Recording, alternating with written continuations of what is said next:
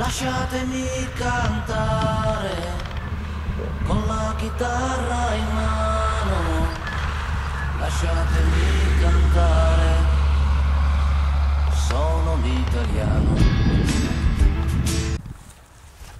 Európában nagy sikert aratott német gyártmány, a Trabant 601-es speciál.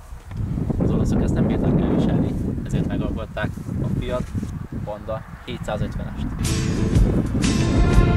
L'Italia che spaghetti al dente e un partigiano come presidente, con l'autoradio sempre nella mano destra, un canarino sopra la finestra.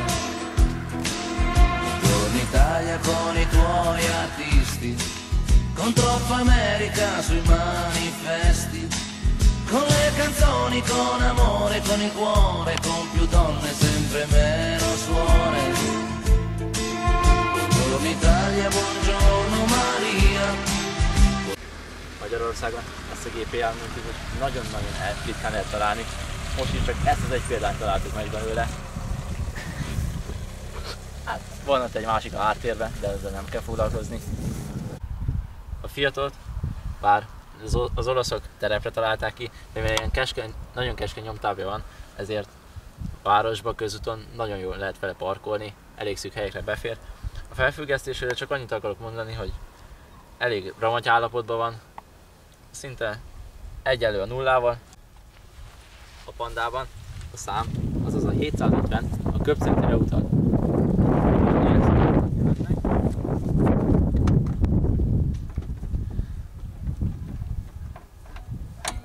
Most kaptam a fülemről az információt, hogy ez kétszemélyes munka, ezért megkérem az operatőrt, vállaljon segítségemre.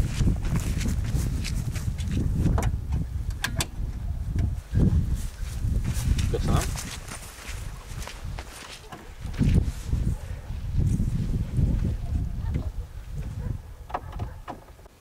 Íme a Fiat Pandának a motorháztetője, teteje alatt lapuló alkatrészek, ami tartalmaz egy hűtőt, egy akkumulátort, nagyon fontos szirénát, egy motort, és ez mit jelesít?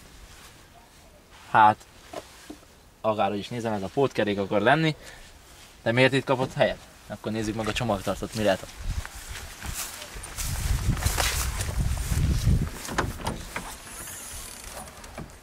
Hát, lehetőző kérdésemre egyből választ is kapunk. Ebbe végül is nem fér el semmi az ég egyet a világon. Kivétel egy kis bor, mellény, ami már elég koszos, az első segélyláda természetesen, és két bitangjó hangszóró.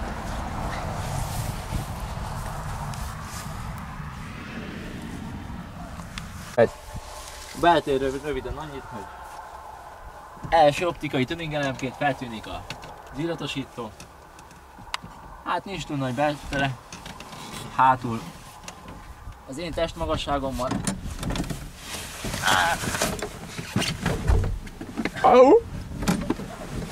Épp hogy el lehet férni. Épp szűkösen vagyunk. Mégis a lábam a nyakamban van, de nem probléma. Vége. Fiat Pandának a volánülése mögött ülök, éppen. Hát műszerfalon elég gyatra lett szerintem. Helyet kapott rajta a kilométeróra, benzinszínmérő, egy hőfokmérő. Az egész autónak a világító berendezése.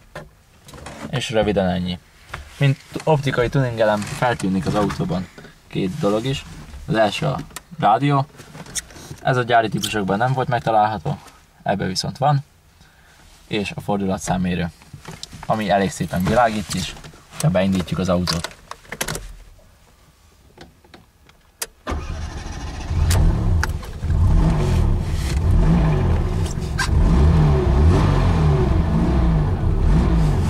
Indulunk ezzel az autóval. Mivel csak 750 köbcentiről van szó, és 31 lóerőről, ezért óvatosan kell bánni a ménessel. Amúgy az olaszok ezeket az autókat terepre találták ki, és megsiettük. A hibát sikeresen elhárítottuk. és észrevehetően jobban megy közúton, mint terepen. Ez az első benyomás.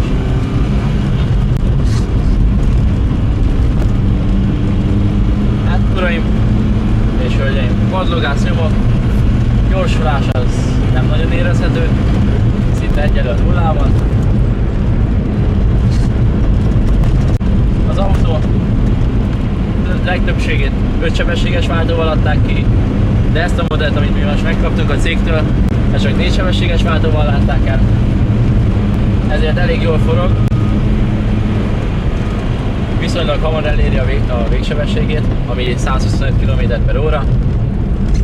0-ról 100-ra való gyorsulása 23 másodperc a hivatalos adat.